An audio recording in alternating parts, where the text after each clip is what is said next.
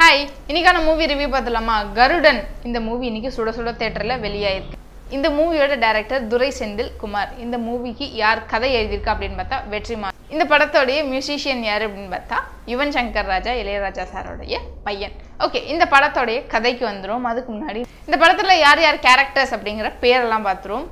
உன்னி முகுந்தன், சமுத்திரகனி, சசிகுமார் மற்றும் புரோட்டா சூரி நடிச்சிருக்கிற படம். இவங்க 4 பேருமே இந்த படத்தில் முக்கியமான நபர்கள் அப்படின்னே சொல்லலாம்.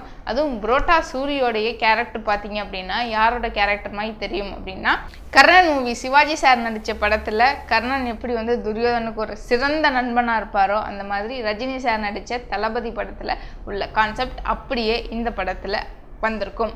ஸோ அந்த மூவி பார்த்துருந்தீங்க அப்படின்னா கண்டிப்பாக இந்த மூவி பார்க்கும்போது அந்த ஃபீல் உங்களுக்கு கிடைக்கும்.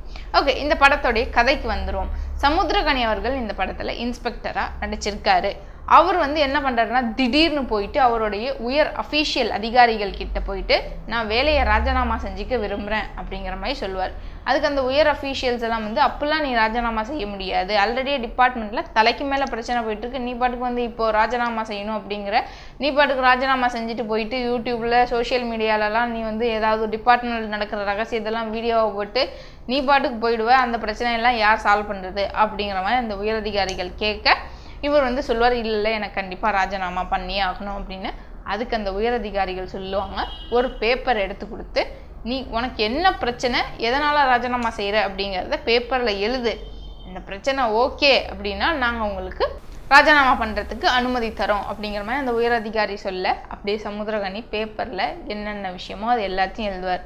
அந்த பேப்பரில் எழுதுகிற விஷயந்தான் படத்தில் அப்படியே சம்பவமாக இருக்கும். ஸோ அவர் பேப்பரை எழுதி முடிக்கவும் படமும் முடிஞ்சிடும். ஓகே, இந்த படத்தில் பல சுவாரஸ்யமான விஷயங்களும் நடக்கும். But at the same time ரொம்ப எமோஷ்னல் சீக்வன்ஸு கொஞ்சம் நீட்டி அதிகமாக எடுத்துட்டாங்க. அதை கொஞ்சம் கம்மி பண்ணியிருந்தால் இன்னும் சூப்பராக இருந்திருக்கும். அடல்ட் கண்டென்ட் அப்படின்னு பார்க்கும்போது 18+ கண்டென்ட்ஸ் எல்லாம் ரொம்ப இல்லை. பட் அதிகமாக வெட்டு, கொலை, குத்து அந்த மாதிரி ரத்த காட்சிகள் ரொம்ப அதிகமாக இருக்கிறதுனால ரொம்ப 10 வயசு 8 வயசுக்குள்ள குழந்தைங்கள் இந்த மூவியை பார்க்கறத கொஞ்சம் அவாய்ட் பண்ணிக்கிறது அட்வைசபிள். ஸோ இந்த மூவிக்கு 10/7 ரேட்டிங்கிறத தாராளமாக கொடுக்கலாம். ஸோ ஃபேமிலியோட நீங்கள் இந்த மூவியை பார்த்துட்டு உங்களோட ரிவ்யூஸை கமெண்ட் செக்ஷனில் சொல்லுங்கள். இது போல் யூஸ்ஃபுல்லான தகவல்களுக்கு, மூவி ரிவ்யூஸ்க்கு நம்மளோட பேஜை நீங்கள் சப்ஸ்கிரைப் பண்ணிக்கோங்க. இந்த வீடியோ பிடிச்சா லைக் பண்ணிவிட்டு உங்கள் ஃப்ரெண்ட்ஸ் அண்ட் ஃபேமிலிக்கு ஷேர் பண்ணிவிடுங்க. தேங்க்யூ.